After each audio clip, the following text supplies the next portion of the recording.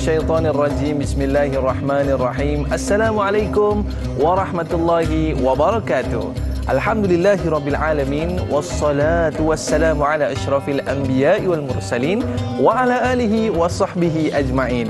Subhanaka la ilma lana illa ma 'allamtana innaka antal alimul hakim. Qala rabbi shrah li sadri wa yassir li amri wahlul 'uqdatam min lisani yafqahu qawli, amma ba'd.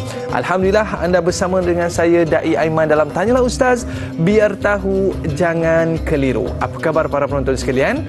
Alhamdulillah, mudah-mudahan semuanya dalam keadaan baik-baik, sihat, sejahtera. Dan Alhamdulillah, ada yang baru lepas solat subuh, ada yang baru lepas baca Al-Quran. Dan Alhamdulillah, pada hari ini kita nak membicarakan satu topik yang tak lama lagi kita nak lakukan ibadah ini, iaitu berkaitan dengan ibadah korban, iaitu dalam topik ibadah, kemuliaan ibadah korban. Bagi mengupas topik kita pada hari ini, kita bersama dengan Al-Fadil Ustaz Halim Din. Apa khabar Ustaz? Baik, Alhamdulillah, sihat. Alhamdulillah. Ustaz, tahun ni laksana ibadah kurban di mana Ustaz? InsyaAllah esok hari Rabu akan berangkat ke Europe. InsyaAllah tahun ni kita akan buat program korban di Belanda, dan ke Jerman, dan ke Sepanyol. Ada program dakwah jugalah. Kita di sana, Switzerland. Lembunya color apa Ustaz? Color putih? Sana kita buat kambing kibas. Sebab lembu mahal. Oh, lembu mahal. Sana, lembu mahal. Jadi kita ambil kambing seekor lebih kurang 1,200 duit kita lah. Masya Allah. Jadi jarang-jarang kita dengar korban di Belanda ni. Ni special Ustaz Halim Din. Maknanya Ustaz pun sana menyampaikan dakwah, khutbah apa semua dalam bahasa apa kan? Khutbah insyaAllah di Kedutaan Malaysia nanti.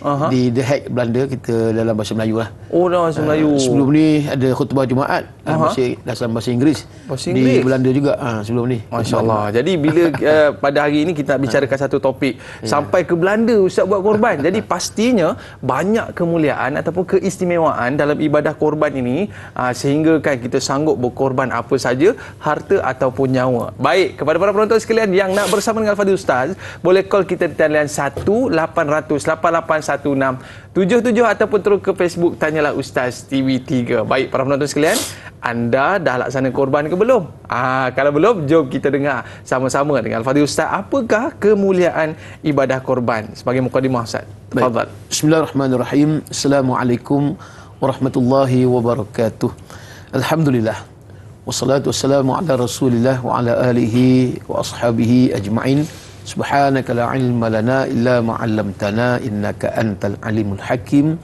Wala haula wala quwwata illa billahil aliyyil azim. Terima kasih Dai Aiman dan kru Tanyalah Ustaz di TV3. Apa khabar semua? InsyaAllah mudah-mudahan Allah memberkati pada pagi mulia ini, dan kepada sidang penonton Tanyalah Ustaz yang setia. Dan insyaAllah kita yang disebutkan tadi oleh Dai Aiman, kita tak lama lagi akan berada pada tanggal yang amat dinanti-nantikan oleh seluruh umat Islam yang berada di seluruh dunia. Petah lagi mereka yang sedang berada di Makkah Al-Mukarramah untuk menunaikan ibadat haji, amat tertunggu pada hari yang cukup berdebar lah, kita kata Ustaz, bercampur. Kita rasa seronok, kita rasa satu pengalaman yang pertama kali mungkin, sebab apa di situnya akan ada satu ibadat kemuncak haji, iaitu wukuf di Arafah pada 9 Zulhijjah.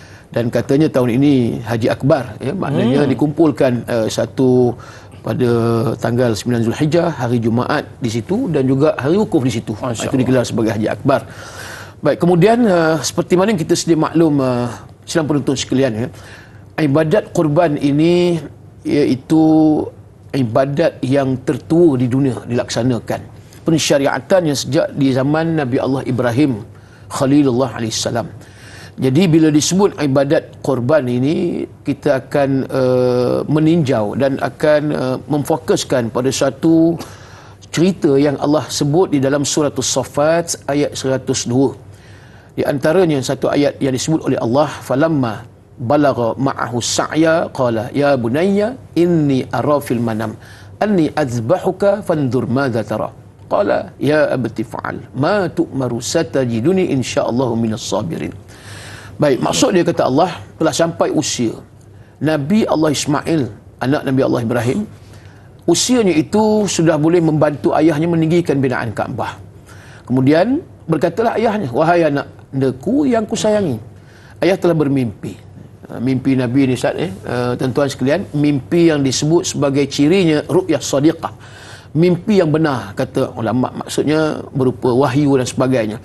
Dan bila mana disebut ayah telah bermimpi, Allah memerintahkan ayah agar menyembelih azbah, menyembelih ni bukan binatang ternakan, tuan. Kalau kita lihat antara aktiviti ataupun kerja Nabi Allah Ibrahim adalah seorang penternak. Dia menternak. Maksudnya ada kambing. Dia puluhan ribu lah. Bukan kata sikit punya kambing. Dan diriwayatkan Nabi Allah Ibrahim menggunakan 2 khidmat anjingnya yang dipakaikan rantai emas untuk menjaga ternakan kambing yang begitu banyak ribu. Kenapa Allah tidak memerintahkan kambingnya itu disembelih?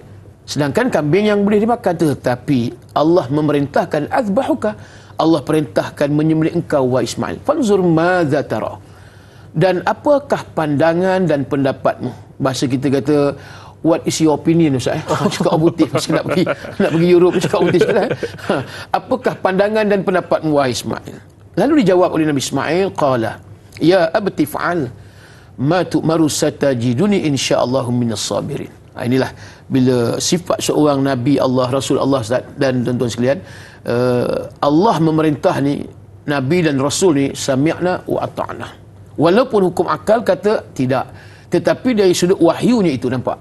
Lalu kata Nabi Ismail, ayahandaku yang ku sayang, kalau sekiranya ini perintah daripada Allah, ayah laksanakan dengan penuh rasa ketaatan, keikhlasan, nanti ayah akan dapati saya tergolong daripada kalangan orang-orang yang sabar.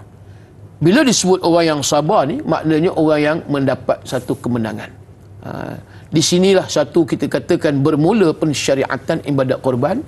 Dan juga kita lihat di samping itu merupakan satu dugaan, ujian bagi para Nabi dan Rasul yang cukup berat. Setiap Nabi dan Rasul ada ujian-ujian mereka tersendiri. Ya, asyaddun nas bala'an al-anbiya, thumma salihun, thumma al-amthal fal-amthal. Atau kama qala rawahu Muslim. Hadis sahih Nabi kata, manusia yang paling berat diuji syadid, cukup hebat. Nabi kata balaan, ujian itu ialah pada al-anbiya. Nabi sebut al-anbiya ni makna bukan satu Nabi, banyak Nabi, ramai Nabi. Nabi Nuh dengan ujiannya pada kaum dengan anak isterinya. Begitu juga ya Nabi Allah Ibrahim. Kalau kita ambil Rasul Ulul Azmi umpamanya, Nabi Allah Musa, Nabi Allah Isa, apatah lagi Nabi Muhammad sallallahu alaihi wasallam. Jadi ujian ini nak melihat sejauh mana kesabaran mereka. Dan kalau kita mengambil tadi dalam konteks ujian Nabi Allah Ibrahim dan juga anaknya Nabi Ismail, Masya Allah, bukan mudah Allah perintah sembelih anak. Walhal itulah anak yang pertama daripada pasangan Nabi Ibrahim dengan Siti Hajar, Ustaz. Anak orang Palestin, Ustaz, comel lotel kita kata Nabi Ismail ni, dengan kulit, dengan rambut apa semua. Tapi Allah perintah sembelih. Di sini nak melihat bagaimana ketaatan baik Nabi Allah Ibrahim dan juga Nabi Allah Ismail. Kelangsungan daripada apa yang berlaku di zaman Nabi Allah Ibrahim, maka dibawa kepada zaman Nabi Muhammad sallallahu alaihi wasallam. Bila mana Allah menurunkan ayat dalam suratul Kautsar pada ayat yang kedua, fasalli li rabbika wanhar. Ini dalil sebagai pensyariatan ibadat korban. Fasalli li rabbika. Pandangan yang masyhur ulama tafsir menyebut fasalli li rabbika ini sembahyanglah kamu kepada Tuhan. Pandangan yang masyhur menyebut adalah sembahyangnya adalah sembahyang salat sunat Idul Adha, sembahyang sunat hari raya, Ustaz. Dan yang kedua wanhar, iaitu laksanakan sembelihan korban ataupun sembelihan binatang an'am. Di sini kita nampak suatu dalil yang kuat daripada Al-Quran. Walau bagaimanapun ibadat korban ini yang disebut, kalau ditanya dari sudut hukumnya bagaimana, maka ulama khilaf. Ya, kalau kita mengambil dalam kitab Al-Fiqh Al-Manhaji, Al-Imam Syafi'i rahimahullahu ta'ala tetap menyatakan ibadat korban, amaliyah korban ini hukumnya adalah sunat muakkad. Bahkan diambil daripada pandangan Sayyidina Abu Bakar As-Siddiq, Sayyidina Umar Al-Khattab, Sayyidina Bilal bin Rabah dan yang lainnya menyatakan adalah sebagai sunat muakkad. Yang mengambil suatu hukum wajib bagi yang ada kemampuan berdasarkan hadis Nabi riwayat Ibnu Majah dan Imam Ahmad, iaitu Al-Imam Abu Hanifah. Imam Abu Hanifah meletakkan, tuan-tuan, hukum bagi orang yang ada kemampuan berdasarkan hadis ini yang disebut man wajada sa'atan falam yudahi fala yaqrabanna musallana. Maksud dia maqal, Nabi kata orang yang ada sa'ah ni kelapangan, yang ada rezekikan oleh Allah, ada harta sikit, tak banyak pun, tiba-tiba kemampuan itu ada, falam yudahi, lalu mereka enggan ataupun meringankan, tak apalah, dah buat dah 10 tahun dulu, contoh tahun ni tak buatlah kan.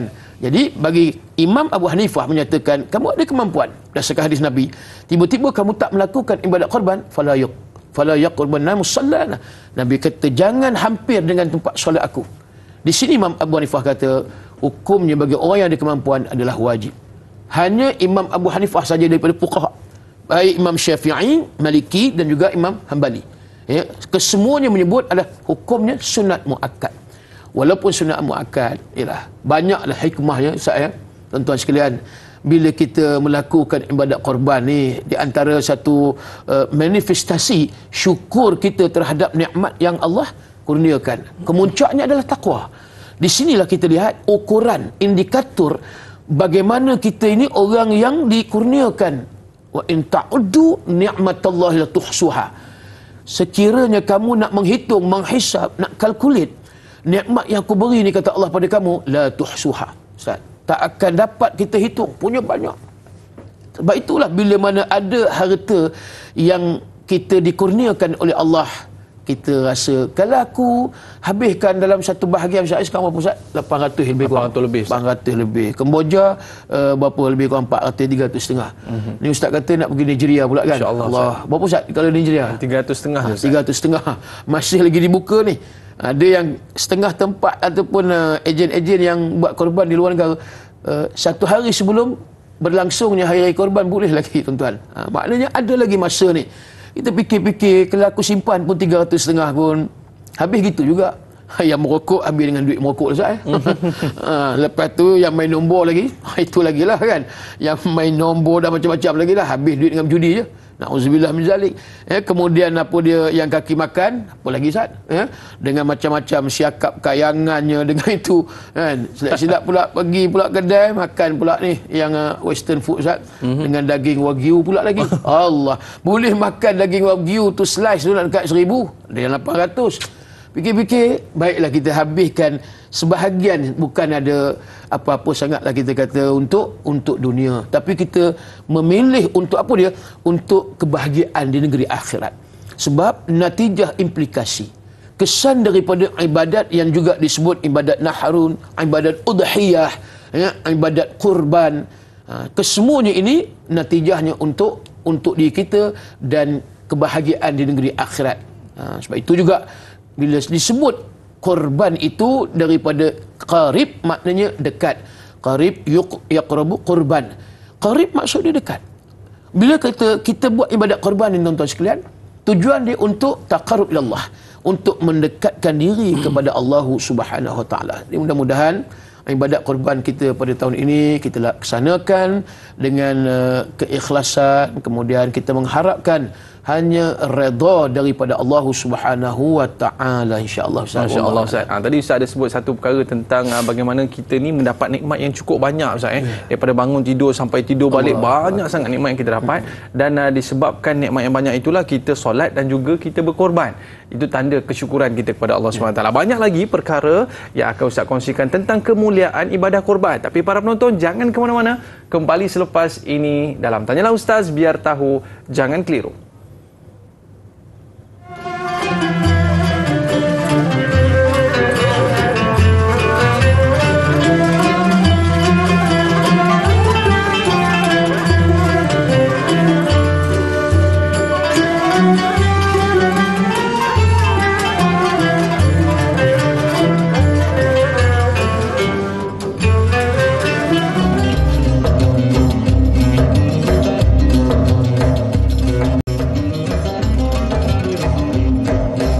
Alhamdulillah, kembali dalam Tanyalah Ustaz, biar tahu, jangan keliru. Ada Ustaz, yang dah siap dah beli kambing, dah ikat dekat bawah rumah dah. Dia ikat lembu, tapi jangan terlepas Ustaz ya. Tapi orang kata ikat kambing dekat bawah rumah, dekat tiang tu pun antara amalan-amalan yang sunat juga saya boleh kita lakukan, amalan kebaikan yang boleh kita lakukan. Jadi kepada para penonton sekalian, ambil peluang untuk kita laksanakan ibadah kurban. Tapi nampak macam dekat kandang-kandang kambing ni habis orang pakai borong sebab tahun ni Ustaz adalah peluang untuk mereka ni melaksanakan ibadah kurban. Sebab mungkin tahun-tahun sebelum ni dia kodok betul lah. Dia kodok 2 tahun betul. 2 tahun tak dapat dan masjid surau pun sampai ada yang 10 ekor, 20 ekor sebab masing-masing ni nak buat ibadah kurban ini nak menunjukkan tanda syukur kepada Allah SWT. Jadi sahabat kita ni ada nak tanya soalan Ustaz. Baik, boleh kita raikan Ustaz di Facebook bersama dengan Rahimah Saud, seorang Muslim yang melakukan korban setiap tahun dengan ikhlas tanpa cuai. Apakah janji Allah dan Rasul untuknya? Yang kedua, minta Ustaz jelaskan bahagian-bahagian korban seekor kambing jantan. Baik. Kita jawab soalan pertama dulu Ustaz. Mungkin ada janji Allah untuk mereka. Baik, terima kasih pada Puan Rahimah Saud yang bertanya tentang bagaimana untunglah kita kata kelebihan fadilat dan janji Allah tentang orang yang melakukan ibadat korban ni. Yalah, dengan nilai yang saya sebutkan tadi Ustaz dan sedang penonton sekalian, 800 satu bahagian, yang kemboja tadi ada 300, 400 dan sebagainya. Nilai duit yang ada pada kita itu tidaklah orang kata banyak mana sangat, tetapi di sisi Allah Subhanahu Wa Taala di dalam hadis At-Tirmizi ada menyebut tentang bagaimana kata Nabi SAW dalam maksud hadis itu, tidaklah ada ibadat yang nak dilakukan oleh anak Adam pada hari Yaumul Nahri, iaitu pada hari raya haji, melainkan ibadat yang dimaksudkan itu adalah ibadat menumpahkan darah binatang ternakan an'am. Yang disebut binatang ternakan an'am itu bahimah al-an'am, maknanya binatang ternakan yang tertentu. Korban maksudnya menyembelih binatang yang tertentu dan tertakluk kepada waktu yang tertentu. Jadi sama dengan akikah umpamanya Ustaz tuan-tuan. Boleh sepanjang tahun akikah, sembelihan biasa tak ada masalah sepanjang masa, tapi kalau disebut sembelihan udhiyah korban, maka perlu pada waktu yang tentu 10 Zulhijjah, 11, 12 dan 13 hari tasyriq. Bukan tasyriq ya, iaitu hari yang disebut juga aklin wa syurbin, iaitu hari makan dan minum disebut. Maka baik, disebut tadi ibadat korban itu kata Nabi SAW dilakukan melainkan hari nahri itu adalah hari raya korban, ibadat yang paling disukai oleh Allah, ahabilallah, paling disukai oleh Allah ialah menumpahkan darah binatang ternakan yang dimaksudkan tadi bahimah na'am. Kemudian kata Nabi SAW, la ya'ti yaumil qiyamah, akan datang pada hari kiamat, Nabi kata biquruniha wa azlafiha wa asy'ariha, datangnya tanduk dan kuku dan juga yang disebut apa dia lagi, bulu. Walhal 3 benda ni kita tak makan, kita buang benda ni bila mana-mana ada orang makan. Mana ada orang makan tanduk Ustaz? Pelik. Kuku ni ada orang gigit kuku Ustaz. Ini dia punya tabiat. Tak ada orang gigit makan sampai habis kuku reput dimakan. Dan makan tu pula kadang bukan makan gigit, makan telan pula. Telan tu. Tak tahulah. Dia kata sedap Ustaz, awet muda. Tu. Kuku orang tak makan. Ya? Orang buang, maknanya kuku binatang. Dan juga bulu tadi. Yang tak diguna, yang tak ada manfaat itu pun kata Nabi akan datang sebagai saksi bagi orang yang buat ibadat korban. Petah lagi kalau manfaatnya daripada dagingnya, daripada apa lagi, ekor pun orang berebut nak buat sup ekor umpamanya.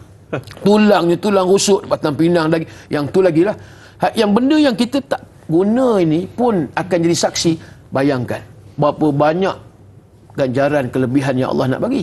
Kemudian Nabi kata sebelum titisan darah pertama tu jatuh ke bumi, waktu disembelih, maka sudah sampai kepada Allah Subhanahu Wa Taala pahalanya yang Allah nak bagi kepada orang yang menjadi partisipan. Maknanya dia menjadi peserta. Sebab bila berlakunya satu program ibadat korban ni, Masya Allah, macam-macam orang yang melibatkan diri, yang tak pernah datang masjid pun datang. Yang tak pernah tengok surau pun datang. Sebab apa dia? Ni, masing-masing duk ngintai dah. Apa yang aku boleh ambil ni? Oh, aku nak ambil ekor. Aku nak ambil kepala. Kepala orang tak nak.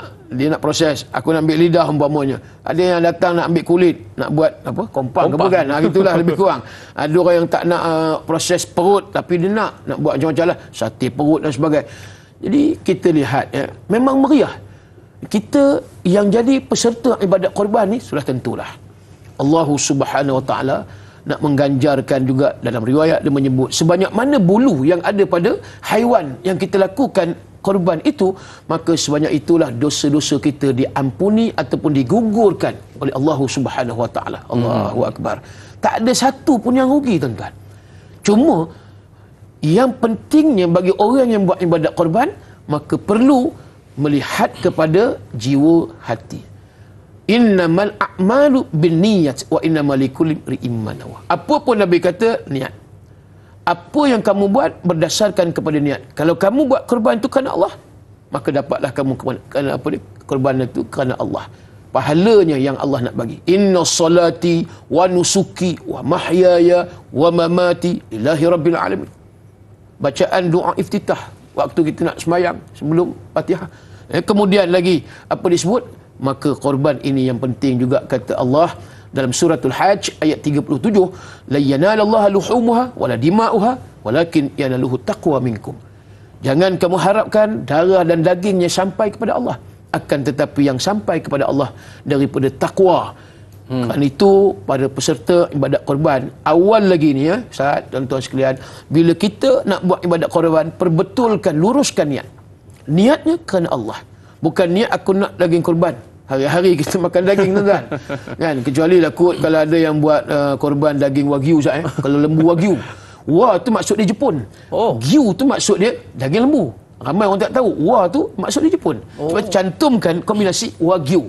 Dan memanglah kalau katalah ada rezeki, Ustaz, tuan-tuan sekalian, nak buat daging lembu korban ni, lembu wagyu, satu bahagian lebih kurang 30,000, Ustaz. Bayangkan tuan-tuan, 30,000 satu bahagian. Kita nak bagi pakai miskin, fikir nak dekat 20 kali ni. Aku pun tak nak makan lagi wagyu, tiba-tiba aku nak bagi fakir miskin, aku rasa tidak takut. Kan itu. Tapi ulama kata hukumnya harus kalau sekiranya ada kemampuan. Satu bahagian 30,000 seekor, tuan-tuan jangan tanya kali dengan 7, 100,000, Ustaz. Itulah lebih kurang maksud dia, kelebihan bagi orang yang melakukan ibadat korban dan tanda syukurnya di atas nikmat. Sudah tentulah Allah akan la in syakartum la azidannakum. Allah akan tambahkan nikmat. Kamu syukur bila kita buat ibadat korban tadi, manifestasi syukur kita kepada Allah, maka janji Allah ni, janji Allah, la in syakartum la azidannakum. Allah akan tambah nikmat kepada orang yang syukur. Tapi kata Allah, wala in kafartum bi'adzabin alim. Maksudnya kalau kamu kufur, kamu engkar enggan, kerana itu nak mengikis sifat bakhil yang ada pada diri seseorang. Di antara inilah ibadat korban yang disebut tadi, satu bahagian yang berapa ratus tadi. InsyaAllah mudah-mudahan kita tak menjadi orang yang diazab oleh Allah kerana tak menjadi orang yang bersyukur. Wallah. Bagaimana dengan bahagian-bahagian untuk kambing jantan tadi, Ustaz? Baik. Kalau nak ceritanya, kalau kita kata unta, lembu, kerbau, kita kata dia boleh kongsi satu lembu, satu ekor lembu tu dengan 7 bahagian. Unta pun 7 bahagian. Kiralah lembu wagyu dan sebagainya, kerbau pun begitu juga 7 bahagian. Tapi kalau kambing, maka hanya untuk satu orang peserta seekor kambing. Tapi kalau kita nak buat lebih, katakanlah nak buat 2 ekor, bahkan kalau lembu pun nak buat 2 ekor, kita ada kemampuan, boleh tak saya buat lebih seekor? Boleh. Nak buat 1 ekor kita pun tak ada masalah. Cuma kita nak letak nama adik-beradik kita, boleh nak letakkan nama saudara kita dan sebagainya, anak-anak pun boleh.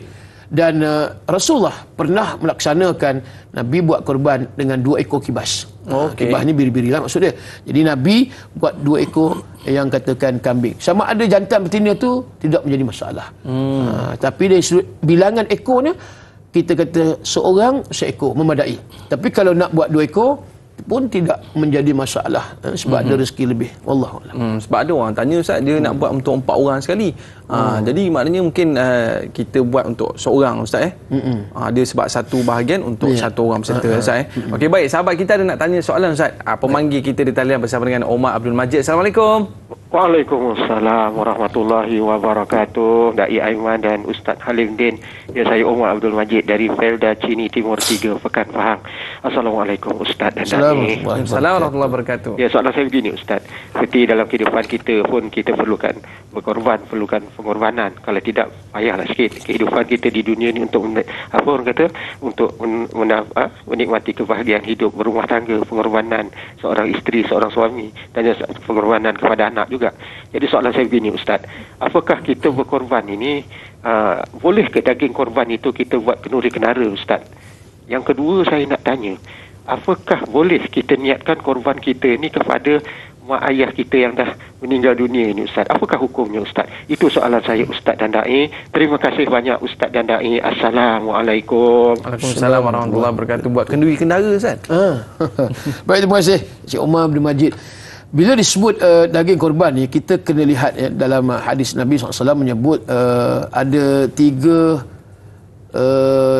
disebut apa dia, tiga keadaan bagaimana Nabi kata nak mengagihkan daging korban. Itu yang pertama, kulu. Kulu ni maksudnya diambil oleh peserta korban. Boleh diambil bahagian orang yang buat korban, ya. Kalau kita kata 1/3. Kemudian yang kedua Nabi kata watasaddaqu, hendaklah kamu agihkan bagi kepada fakir miskin, orang susah. Baik, kemudian ketiga wadakhiru, kita boleh simpan daging korban tu. Maksud di sini kata ulama, kalau sekiranya tiga kaedah lah kita kata, kalau kita ambil tadi, nak makan pun tak ada masalah, sebab kalau kita katakan hukum harus. Bahkan sunat kalau peserta korban tu ambil dia punya bahagian apa dia, hati dia untuk dimakan. Itu yang disebut. Bila mana daging korban ni bagi orang yang buat korban, memang ada hak dia. Ada hak dia. Cuma kalau katakanlah dia nak mensedekahkan yang kata daging korban tadi kesemuanya kepada orang fakir dan miskin, itu yang lebih baik Ustaz, tuan-tuan sekalian, ya. Dan bila disebutkan tadi dakhiru, simpan, itu daging korban itu juga boleh dibuat untuk kenduri, untuk kenduri kahwin ke, kenduri apa benda lah yang kita nak buat doa selamat. Tetapi ingat, jangan sehingga tidak ada daging korban itu diagihkan kepada fakir miskin. Okey. Itu ingat, ya. Jadi kalau kita bolot semua satu bahagian, kita kata ini hakku, kan. Ingat, di antara kata ulama, pengagihan kepada fakir miskin itu adalah yang wajib. Daging korban wajib diberi kepada orang-orang fakir dan miskin sebahagian yang tadi kalau kita ambil daripadanya 1/3.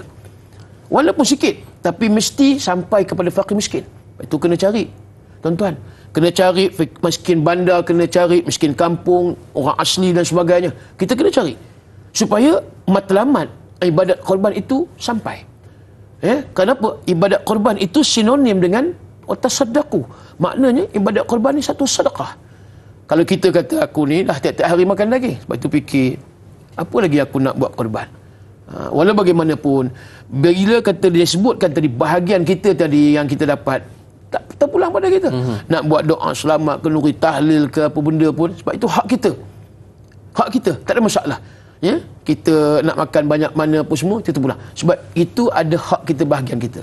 Cuma kalau tanya bagaimana Rasulullah mengambil bahagiannya hanya sekadar kita ambil sodok ataupun dicedok di dalam satu, kalau kata besin timbuk, sekadar mana yang ada di telapak tangan. Kalau diangkat tu setengah kilo je Nabi ambil. Kalau kata sekilo je. Banyak mana sangat tuan-tuan. Ni di telapak tangan je. Ambil tu je. Nabi kaut macam tu, Nabi dapat banyak tu, itu Nabi ambil. Dan yang lain watasaddaqu, maknanya disedekahkan.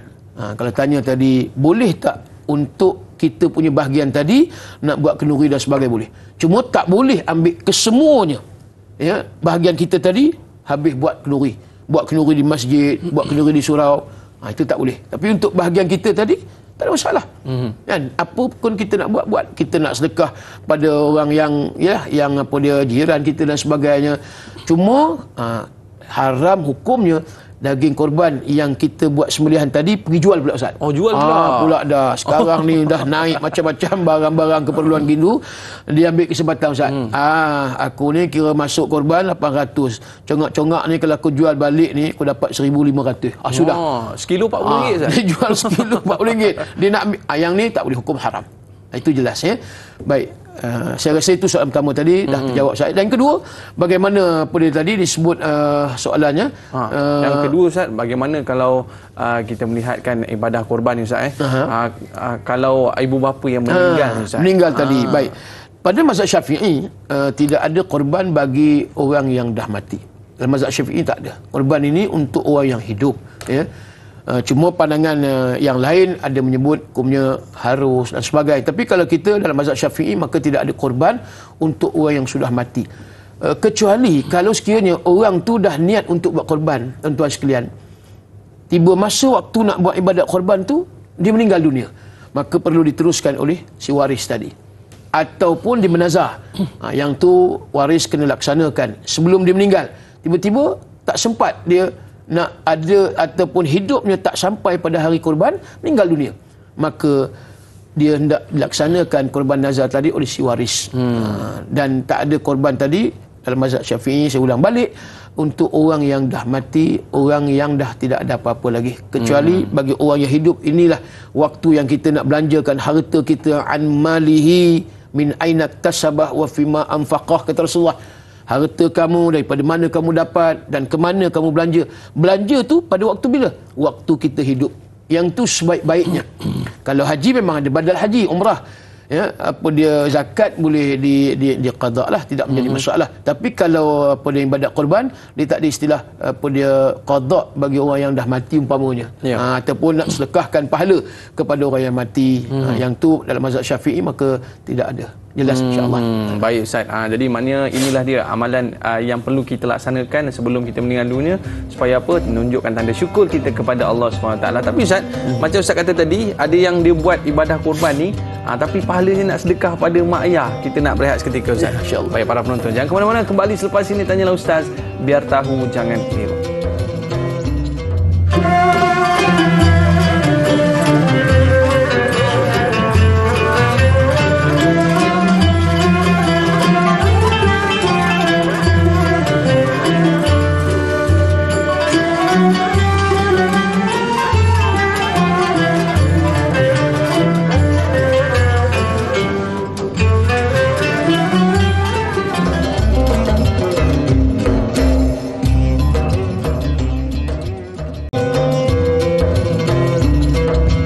Kembali lagi dalam Tanyalah Ustaz, biar tahu jangan keliru, bersama dengan saya Dai Aiman. Pada hari ini kita membicarakan satu topik yang cukup menarik, iaitu berkaitan dengan ibadah, iaitu kemuliaan ibadah korban. Tadi Ustaz ada sebut tentang kita tak boleh korban untuk orang yang dah tak ada. Tapi dia berkorban untuk diri dia Ustaz. Contoh atas nama saya lah. Tapi kita sedekahkan pahala tersebut kepada orang yang dah tiada Ustaz. Ya, baik. Kalau kita lihat dalam sebuah hadis Nabi SAW disebut, idza mata ibnu Adam inqata'a amaluhu illa min thalath. Bila matinya seorang anak Adam ni, maka terputuslah kecuali 3 perkara. Terputuslah hubungan dia dengan dunia ni. Mereka 3 perkara. Yang pertama apa dia disebut sedekatun jariyah. Yang ni sedekah jariah. Kalau kita mengambil maksud sedekah jariah ni, waktu si mati ni, waktu dia hidup, yang banyak dia melakukan ibadat, infak, sedekah, wakaf, zakat dah tentulah wajib. Yang ni yang ditanamkan sebenarnya dalam pemikiran kita umat Islam, supaya buatlah amalan ni waktu hidup. Buat waktu hidup sebanyak-banyak mungkin. Sebab itu Allah sebut fastabiqul khairat.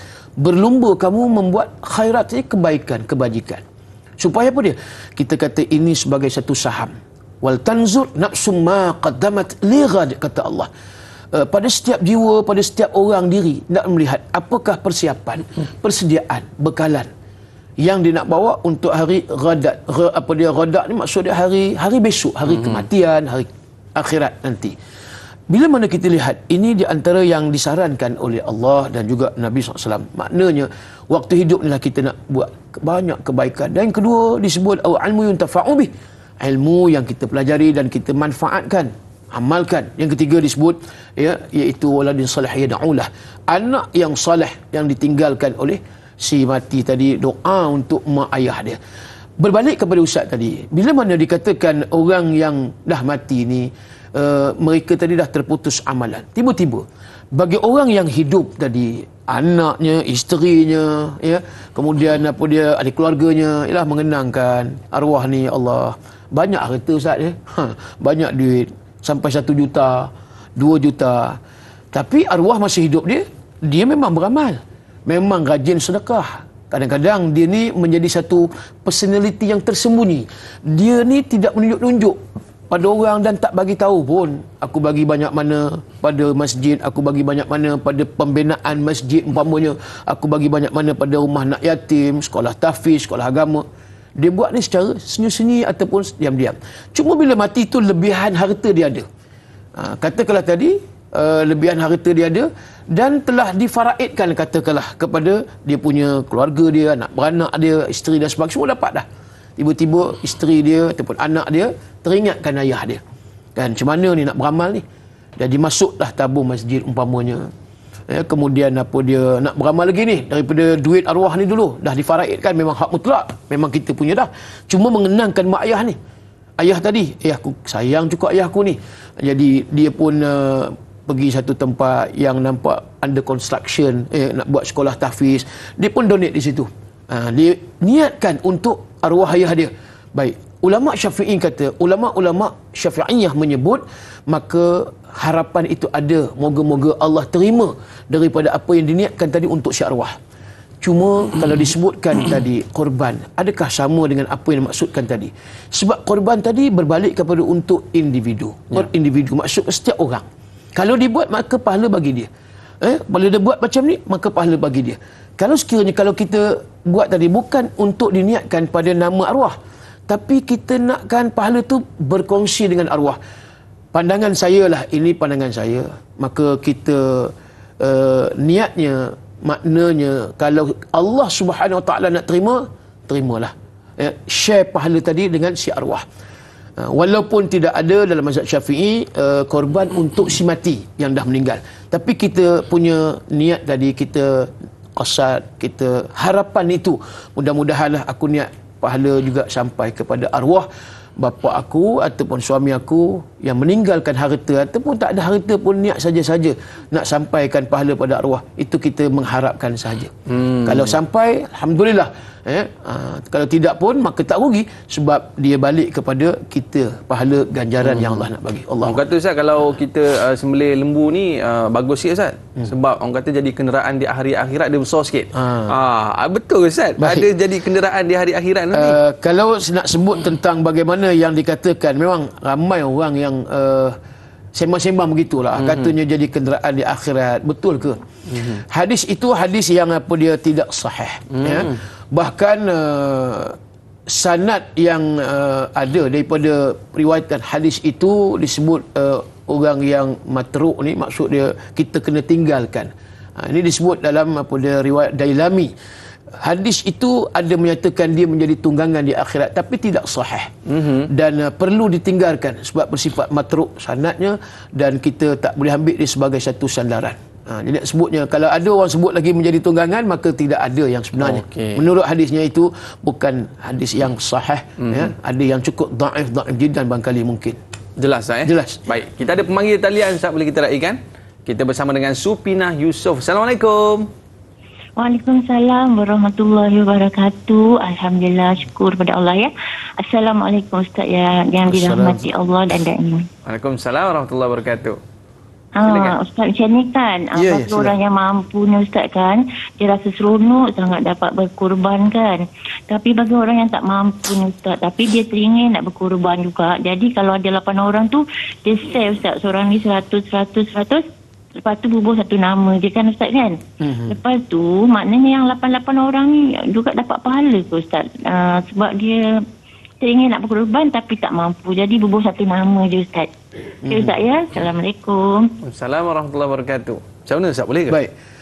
Terima kasih Puan Supinah Yusof. Memang ini pun antara soalan yang masyhur juga lah orang kata. Soalan yang ramai orang bertanya ni. Tak mampu tadi. Boleh tak kita satu family ni, memang kita faham satu bahagian tu untuk seorang, dan satu bahagian tu kita share ramai-ramai. Katakanlah apa dia ada 5 adik-beradik. Jadi 5 adik-beradik ni boleh seorang sikit. Jadi 800 tu cukup. Seorang katalah 150 macam tu, lebih kurang 200. Jadi 5 orang cukup kongsi, 4 orang dah cukup dah. Dalam kitab Al-Iqna' menyebut bahawa itu pun di antara cara ibadat korban. khusus bagi orang yang tidak ada kemampuan untuk membayar satu bahagian dengan harga yang sebutkan tadi. Itu yang tak mampu Ustaz Dia tak mampu. Tapi dia share, maka disebut dalam kitab Al-Iqna' tadi, maka hukumnya adalah harus.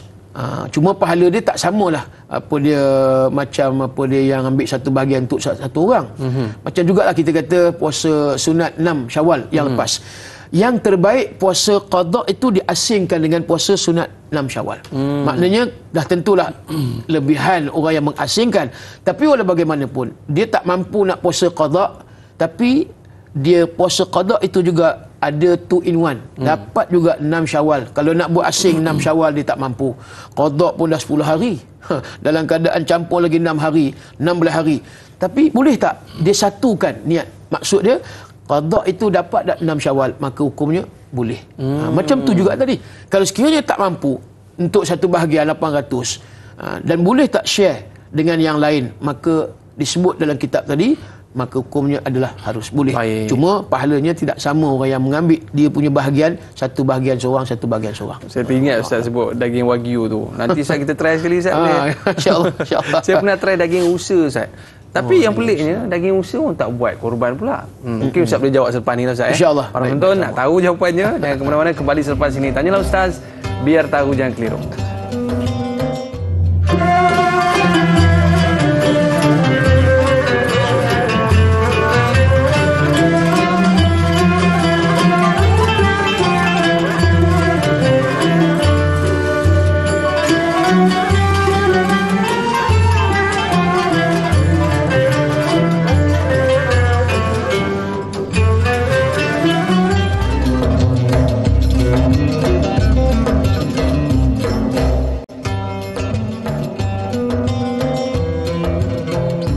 Alhamdulillah, kembali dalam Tanyalah Ustaz, biar tahu jangan keliru. Berkorban apa saja, harta ataupun nyawa, itulah kasih mesra sejati dan mulia. Baik, anda bersama dengan saya Aiman Sufian Azman. Pada hari ini kita dalam perbincangan topik ibadah berkaitan dengan kemuliaan ibadah korban. Tadi Ustaz ada satu soalan tadi Ustaz. Saya pernah lah rasa orang kata sate rusa kan. Tapi pelik, kenapa kita tak buat korban dengan rusa ke kuda ke Ustaz? Mungkin ada pencerahannya. Baik, sidang penonton yang dirahmati Allah sekalian, bila Imam An-Nawawi menyebut binatang korban yang kita nak buat sembelihan korban pada hari Udhiyah, pada hari raya Idul Adha Nahrun tadi, maka mesti dipilih daripada binatang ternakan yang disebut bahimah an'am. Maksud dia unta, kemudian lembu, kerbau dan juga kambing. Dan yang kedua, pandangan ulama menyebut binatang sembelihan korban itu juga diambil daripada ternakan, binatang ternakan yang diternak dan mereka boleh membayar zakat daripada ternakan binatang tersebut. Kalau kata kita ternak ayam, ayam dia jadi satu komersial. Kalau nak bayar zakat, dia tak ada zakat ternakan ayam, tak ada. Tapi bila sebut zakat ternakan, maka zakat ternakan itu daripada unta, kerbau, lembu dan juga kambing. Kerana itu ulama sepakat menyebut bahawasanya macam arnab tadi, rusa, kemudian kuda umpamanya. Macam kuda bukan an'am. Dia digunakan juga untuk apa dia, kenderaan perangnya ataupun apa dia lumbanya, macam-macam lah, racing kan, kemudian main apa lagi yang pakai kuda tu, polo gitu. Dan begitu juga kalau rusa tadi, rusa dia tak ternak macam kambing, dia liar ataupun kita panggil apa lagi, landak dan sebagainya. Binatang tu boleh makan, tetapi bukan kategori bahimah an'am tadi. So ulama menyebut sesungguhnya binatang yang dilakukan sembelihan korban tadi mestilah daripada apa dia, binatang bahimah an'am. Dan muzakarah jawatan kuasa fatwa Majlis Kebangsaan Ahli Agama Islam Malaysia kali yang ke-32 pada tahun 1993 telah menyatakan bahawa rusa tidak diwajibkan zakat dan tidak boleh dijadikan binatang korban dan akikah. Nampak? Dah ada fatwa Ustaz? Ada fatwa. Maknanya dah ada fatwa tahun 1993. Jadi artinya rusa tak boleh dijadikan binatang akikah dan juga binatang korban. Sebab kenapa? Asasnya dia tidak diwajibkan zakat. Zakat hanya daripada unta, lembu, kerbau dan juga kambing. Tadi Ustaz sebut liar tadi Ustaz.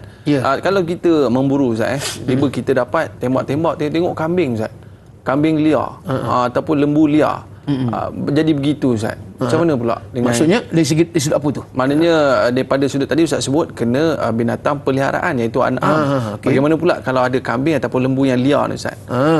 Kalau kata kambing liar ni dari sudut keadaan dia yang kita kata dia tidak dijaga oleh tuan punya, mungkin tidak diternak dengan cara yang baik. Walau bagaimanapun definisi binatang bahimah an'am itu maka kekal sifatnya pada kambing. Binatang tadi. Memang dia adalah sebagai bahimah an'am. Walaupun dia mungkin tuannya entah ke mana. Jarang kita tengok Ustaz begitu kan. Okey, baik Ustaz, kita ada soalan bersama dengan sahabat kita Sajatul Siddiq, yang mana lebih aula melaksanakan ibadah korban di luar negara ataupun dalam negara? Soalan famous Ustaz. Nak korban di mana ni? Terima kasih. Soalan ni memang ramai orang bertanya juga. Hukum dia begini, kalau sekiranya di tempat kita yang ada fakir miskin, maka afdalnya kita laksanakan ibadat korban di tempat kita.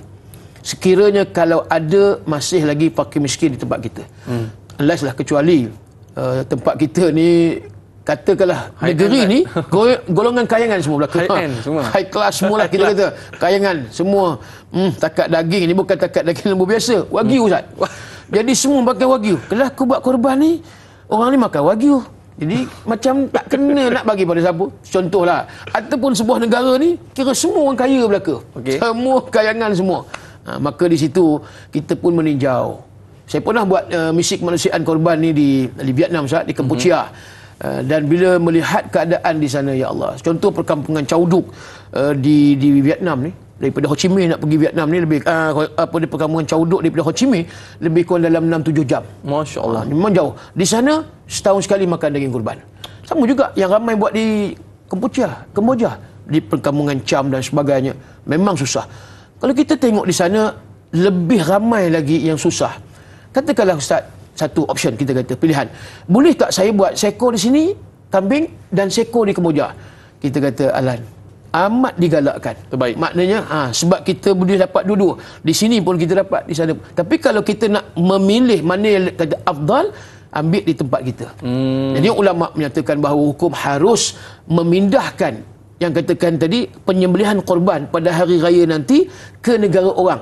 Macam Ustaz nak pergi Nigeria. Macam saya di Belanda nanti insya-Allah meraihkan pada mu'alaf yang ramai daripada Belanda Ustaz, yang meluk Islam alhamdulillah di Amsterdam, di Rotterdam, dan kita pun tengok mereka orang mu'alaf ni golongan yang disebut mustahik zakat, golongan yang berhak menerima zakat.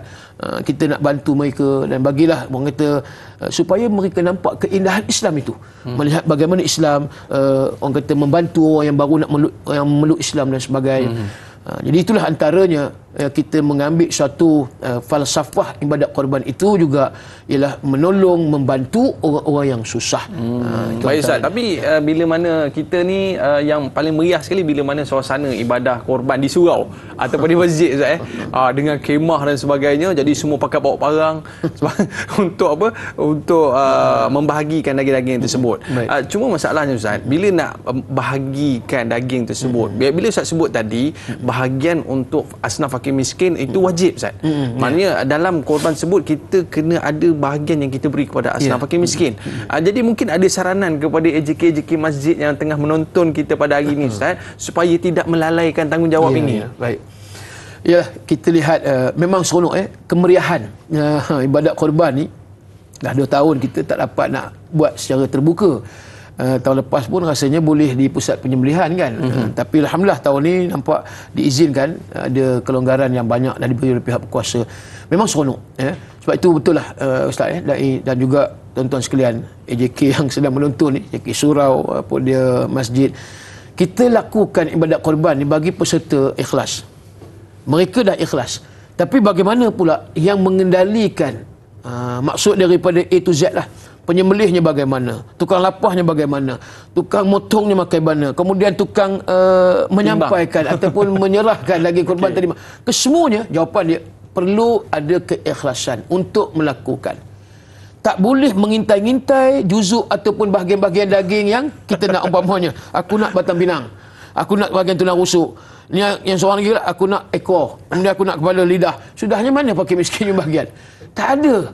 Yang ni jangan jadi sifat tamak. Sebab itu ambil konsep, falsafah, tujuan, maqasid melakukan ibadat korban itu, penyembelihan korban itu pengorbanan. Maka hendaklah kita korbankan sifat haloba. Kita kena korbankan nafsu kita. Kita kena korbankan yang katakan apa yang kita nak tadi, sesuatu yang sedap belaka. Ini kita kena korbankan. Kalau penyembelih kata, Cok, aku sebagai penyembelih, satu ekor lembu aku nak RM300. Ini contohlah. Itu daripada penyembelih. Maka awal-awal lagi tuan-tuan reject, tolak. Jangan ambil penyembelih yang menentukan. Sekali aku sembelih seekor, 200, 300 ataupun 150. Tak sah. Cari import daripada luar.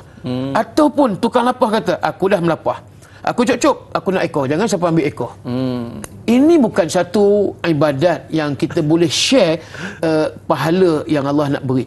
Walhal kita tahu, kita membantu je, menolong.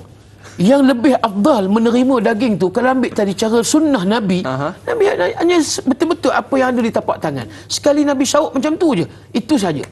Kemudian yang lain itu afdalnya kita sedekah. Begitu juga. Cuma adalah bahagian untuk jawatan kuasa tu, tuan. Jangan bimbang. Don't worry, be happy. Nak sebutnya yang mengendalikan ada bahagian. Cuma jangan menentukan. Lidah ni bagi aku. Aku nak kepala. Memang kepala orang tak ambil. Aku tahulah nak buat macam mana. Aku nak daging pipi. Tak boleh menentukan juzuk. Sebab itu orang yang melaksanakan ibadat korban ni, pengendali dan sebagainya, JK, perlu ada akhlak. Akhlak yang penting. Kalau tak ada akhlak, adab, habis cacah merbah, tuan-tuan. Bayangkan masa tu yang saya kata tadi, orang yang tak semayang pun datang. Yang tak pernah datang masjid pun datang. Kadang JK tengok, tak pernah datang. Ni pasal korban ni saya datang. Cuba tengok besok. Daripada awal, bukan main punya kerja, berpeluh-peluh badan. Tapi masjid tak bagi, kuliah surau tak bagi. Ya Allah. Ya. Memang ada jenis macam, jangan kata tak ada. Ada besok. Kadang-kadang kita menyampah tengok, dia ni time korban datang, mayang, azan berdentum-dentam sebelah rumah, masjid tak datang, mayang, kuliah pun tak datang. Tapi time korban heran datang pula. Ini kita kata al-haru wal biru, Ustaz. Yang ni memang haru biru. Wal kalam al-kalibut, mengkelang kabut sungguh, sumal mangkuk wal hayun lah kita kata tu. Ada pun kemudiannya mangkuk hayun lah kita kata, jenis macam kita nampak sangat niat dia kerana nak ambil daging. Yang lebih-lebih lagi takut saya, dia nakkan tadi ekor. Memang biasanya ekor hilang dulu. Nak pesankan kepada jawatan kuasa. Jawatan kuasa pengendalian korban. Janganlah sampai kita tamak.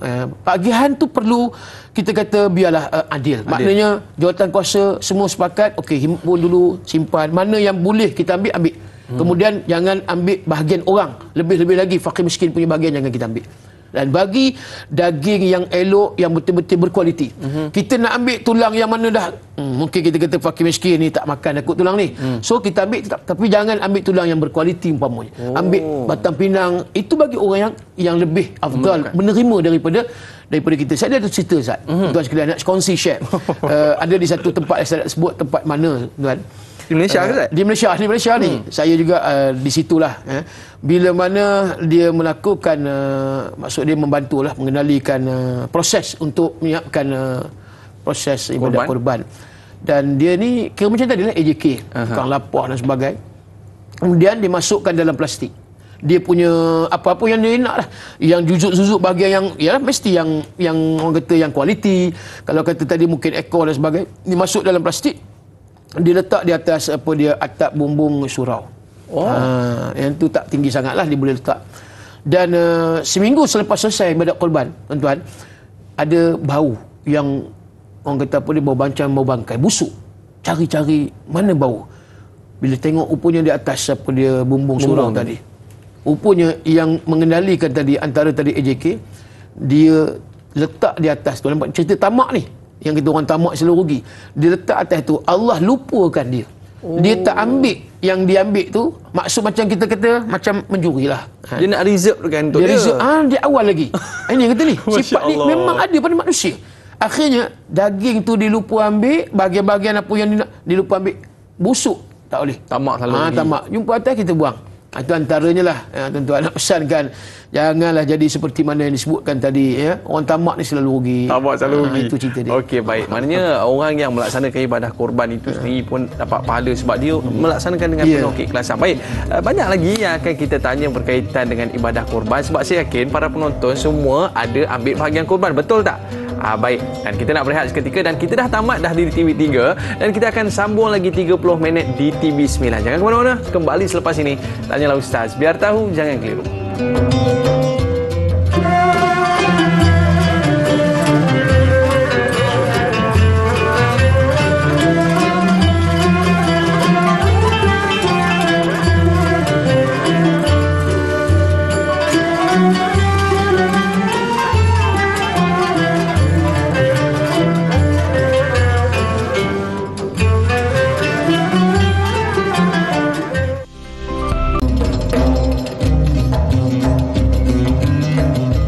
Alhamdulillah, kembali dalam Tanyalah Ustaz, biar tahu jangan keliru. Terima kasih kepada para penonton yang terus setia bersama dengan kami pada hari ini dalam membincangkan topik ibadah, iaitu kemuliaan ibadah korban.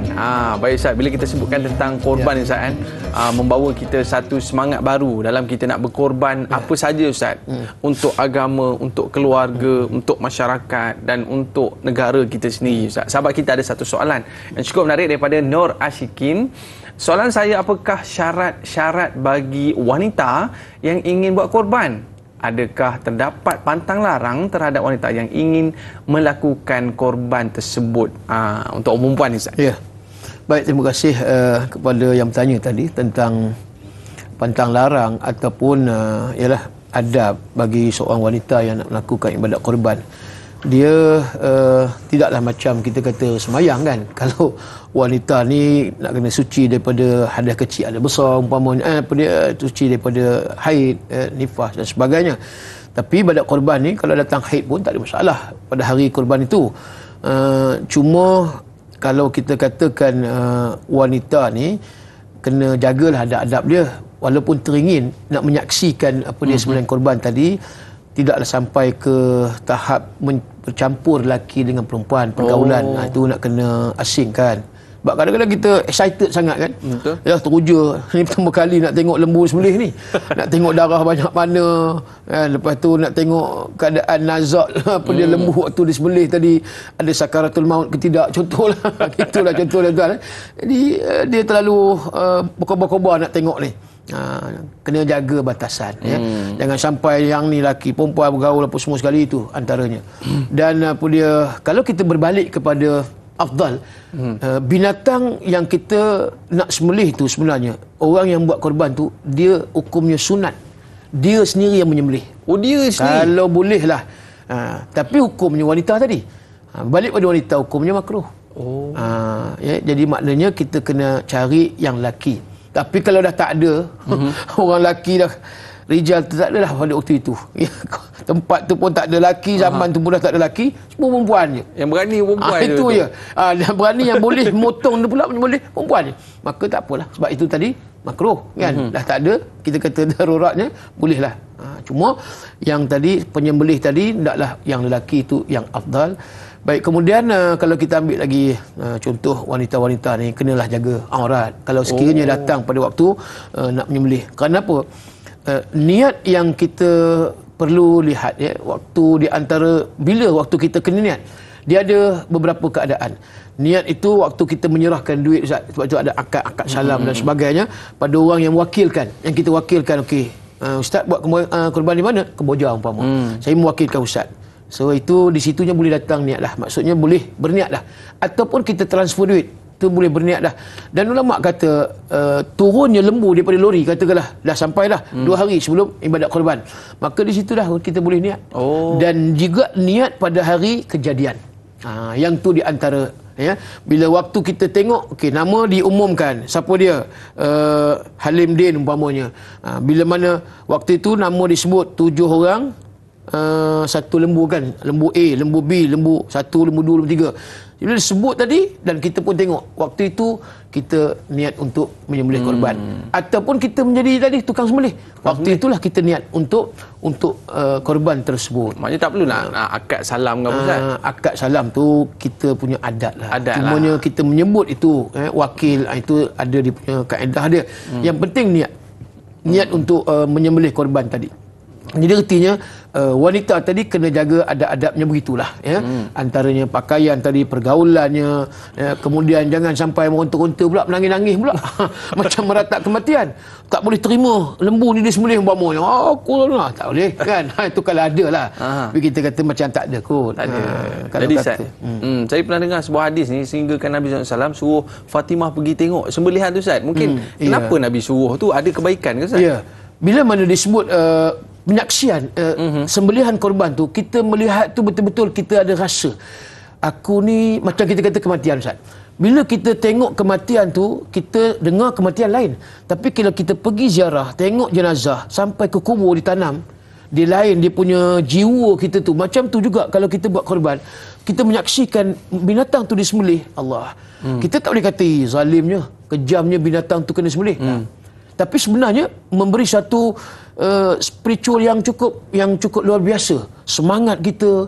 Kemudian kita fikir, bukan sebenarnya aku nak kepada daging daripada sembelihan tadi, tapi aku memikirkan bagaimana, sejauh mana aku telah dan sedang melakukan pengorbanan perjuangan terutama untuk agama Allah Subhanahu Wa Taala.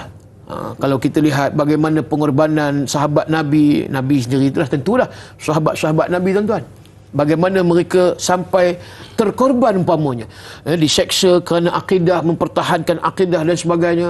Kemudian mereka mengorbankan harta mereka, meninggalkan segala kekayaan di Mekah kerana semata-mata nak jadi seorang muhajir, perpindahan daripada Mekah ke Yathrib. Wa minan nasi may yashri, disebut dalam Al-Quran surah Al-Baqarah ayat 207. Wa minan nasi may yashri, kata Allah, ada di antara mereka itu yang sanggup mengorbankan diri mereka dan segala harta benda mereka, nafsahu betira amardatillah, kerana apa? Semata-mata untuk mendapat redha Allah Subhanahu Wa Taala. Jadi kerana itu tuan-tuan, ya, bukan kata ibadat korban ni kita boleh pandang ringan, tetapi dia punya kesan dan juga pengajarannya, ibrahnya, ya, berpanjangan. Jadi kerana itu kita lakukanlah ya pada hari raya Idul Adha nanti dengan penuh orang kata apa dia, penuh rasa taat, kesungguhan, rasa kesyukuran dengan apa yang kita lakukan tadi, rezeki, nikmat daripada Allah. Mendapat redha Allah, itu yang paling penting. Bila Ustaz sebut tentang redha Allah tu, sahabat kita ada satu soalan, mengambil iktibar kemuliaan Ramadan, kita berkongsi kegembiraan dengan anak-anak yatim dan mereka yang tinggal di pusat jagaan. Apa pandangan Ustaz dan agama Islam kita jadikan ibadah korban dengan memuliakan anak-anak yatim dan mereka yang tinggal di pusat jagaan ini dengan berbuat korban untuk mereka? Ya. Selain daripada yang kata golongan susah, fakir, miskin, anak yatim pun juga tak terkecuali, ya, maknanya ialah mereka dah tak ada ibu bapa kedua-duanya sekali, dan memang dituntut sangatlah kalau kita nak buat di rumah anak yatim ibadat korban tadi.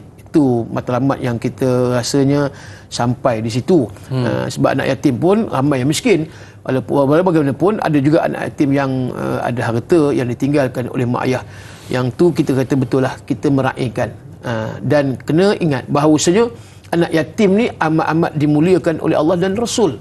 Sebab Nabi pun adalah sebagai seorang anak yatim, kan? Nabi adalah seorang yatim, sebab itu Nabi sayangkan kepada anak yatim. Kerana itu sunnah. Kalau kita melakukan ibadat korban tadi di rumah jagaan anak yatim, kita nampak di situnya kita sudah memuliakan mereka, ikram, ihtiram mereka. Di sinilah kita menampakkan bahawa falsafah korban itu mencakupi pada orang susah, anak yatim, bahkan apa dia, setengah pendapat Ustaz dan tuan-tuan sekalian, kalau sekiranya boleh tak daging korban itu diagihkan kepada orang-orang kafir. Di sini ya. Kalau kita kata pandangan Imam An-Nawawi rahimahullah, hukumnya adalah harus. Tapi kalau ambil dalam mazhab Syafi'i, maka tidak boleh diberi kepada orang-orang kafir daging korban tadi. Tujuan tadi kalau kalau Imam Nawawi menyebut harus, untuk apa? Untuk menjinakkan mereka ataupun nak memberi satu gambaran bahawa Islam ni agama yang indah, indahnya hidup bersyariat. So kita nak menarik mereka, ya, nak menunjukkan ini Islam, ini agama Islam, juga meraihkan orang yang bukan Islam. Tapi kalau sekiranya ada orang susah, orang miskin, anak yatim di tempat tersebut, itu lebih orang kata utama daripada kita memberi orang-orang kafir daging korban tadi. Tengok tular di media sosial Ustaz, yang mana ada orang sampai dia pergi sepak lembu tu Ustaz. Allah. Aduh, kesian pula kita tengok. Kalau kita tengok video-video yang dulu Ustaz, yang mana mereka ni nak menumbangkan lembu ni sampai wrestling lembu tu Ustaz. Terbalik lembu tu. Jadi mungkin ada tak ada adab yang perlu kita jaga, sebab bila kita sebut tentang topik kemuliaan korban ini, betul. Binatang sembelihan tu pun perlu juga kita muliakan. Betul Ustaz? Tapi kita berehat seketika. Baik, para penonton, jangan ke mana-mana, jangan wrestling lembu tu tau. Kita kembali selepas ini. Tanyalah Ustaz biar tahu, jangan keliru.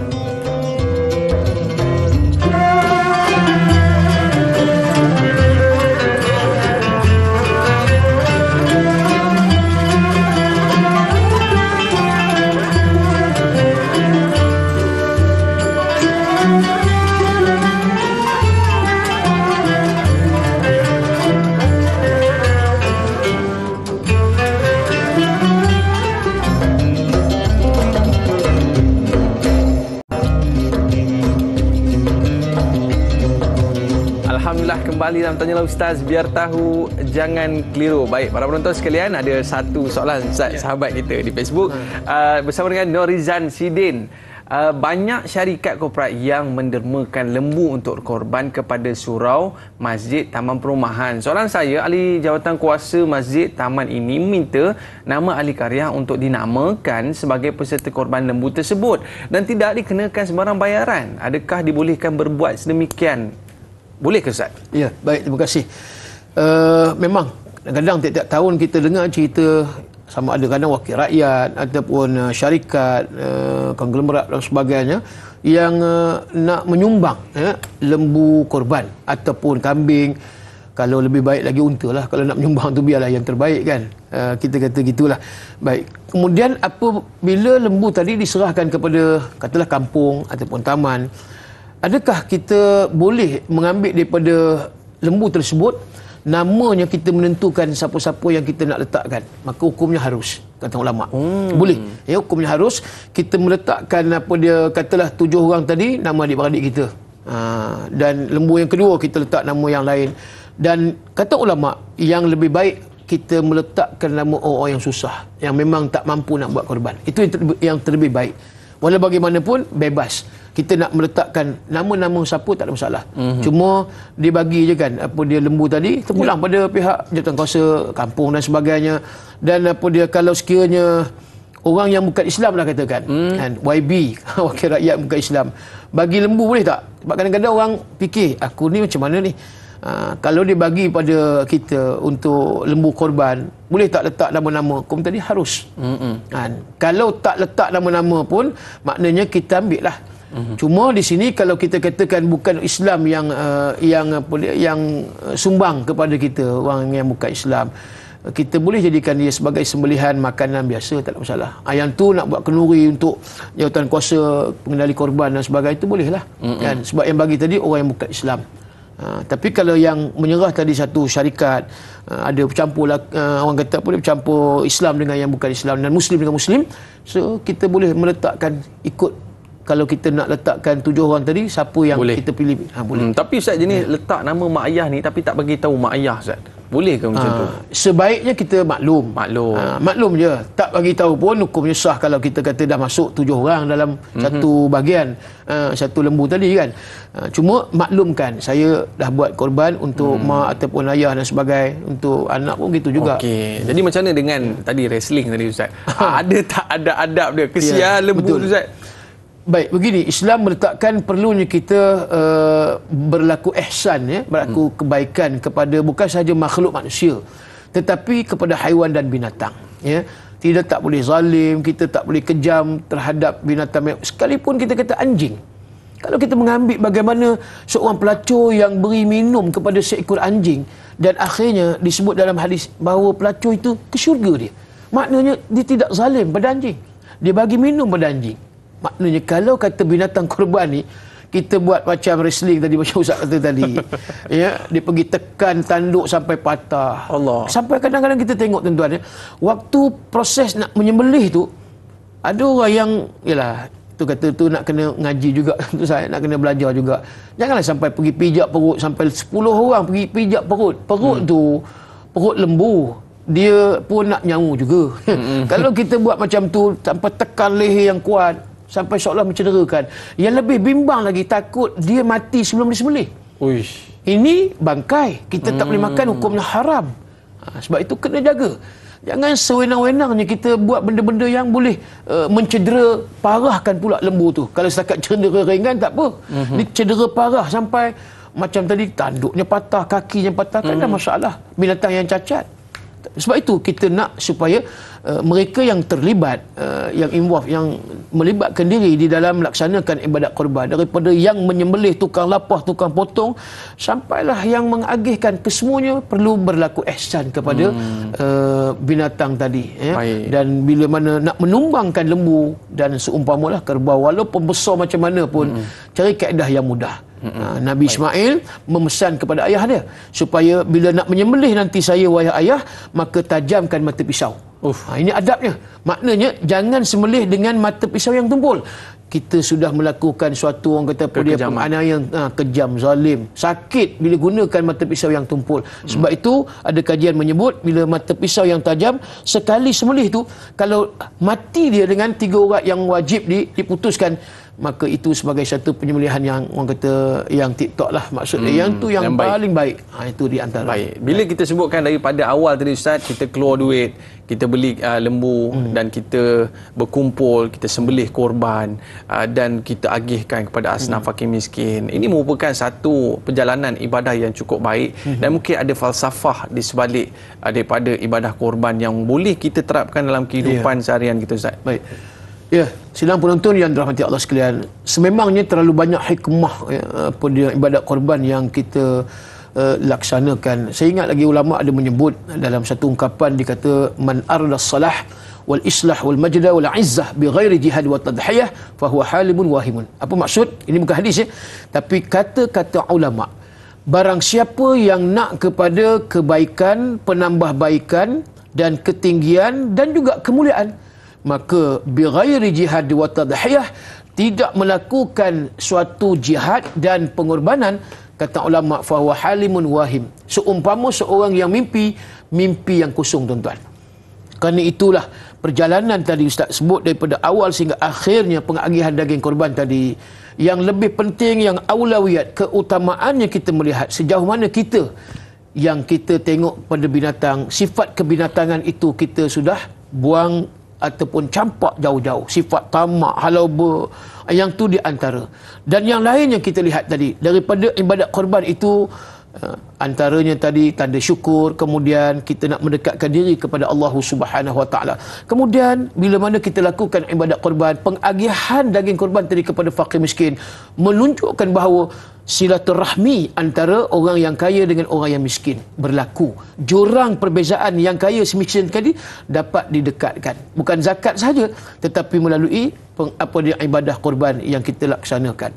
Dan begitu juga bila mana kita melakukan ibadat korban, bila renungkan balik waktu zaman Nabi Adam AS, korban yang Allah terima adalah korban daripada Habil berbanding dengan korban Qabil. Ini perebutan antara nak kepada ataupun memilih wanita kembar mereka yang mana yang layak untuk dinikahi. Cerita tu panjanglah, tapi tak apa. Kita mengambil satu keadaan, Allah perintah Nabi Adam, wahyunya, supaya kedua-duanya perlu melihat kepada korban yang mereka nak lakukan. Korban yang diterima yang terbaik, maka layaklah mereka menikah dengan perempuan yang disebut Ikrimah ni, Ustaz, yang lawa kembar kepada Qabil.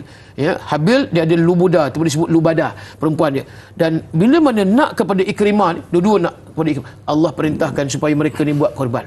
Yang mana Qabil dia seorang petani, manakala Habil dia penternak.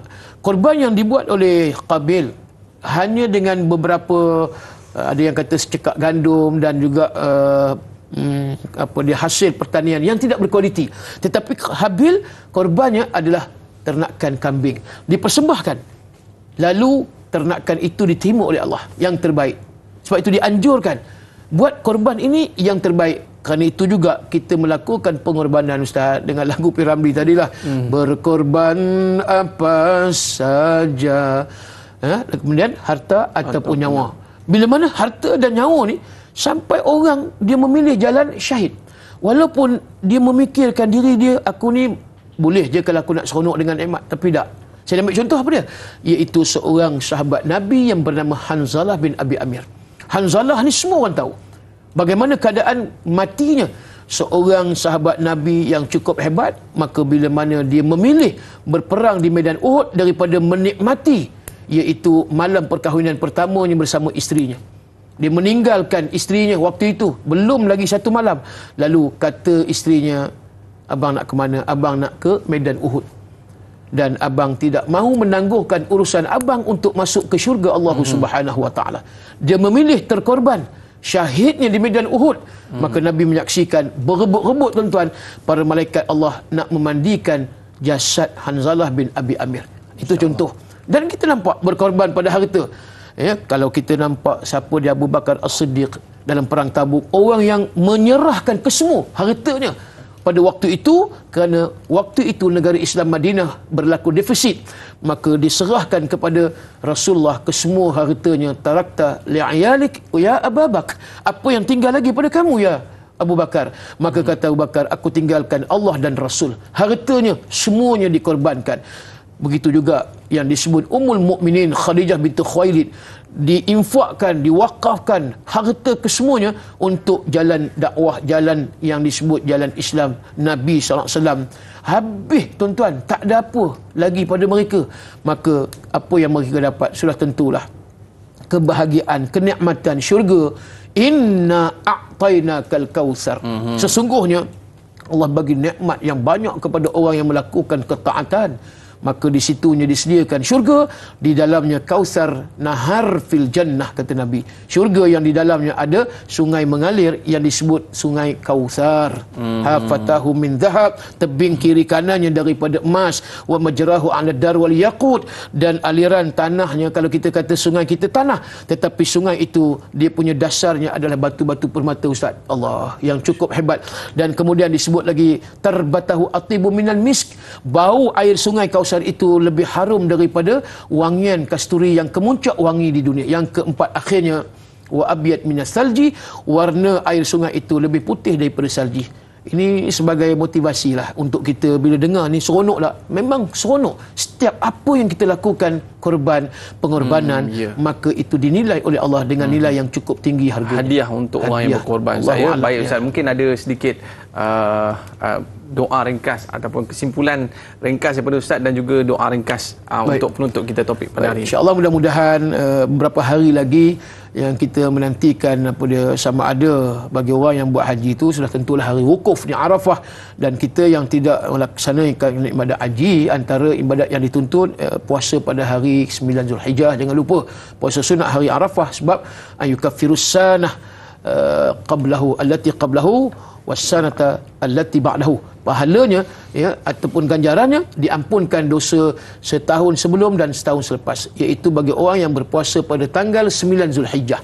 Dan yang keduanya ibadat korban tadi, mudah-mudahan diterima oleh Allah Subhanahu wa taala. Wallahu alam.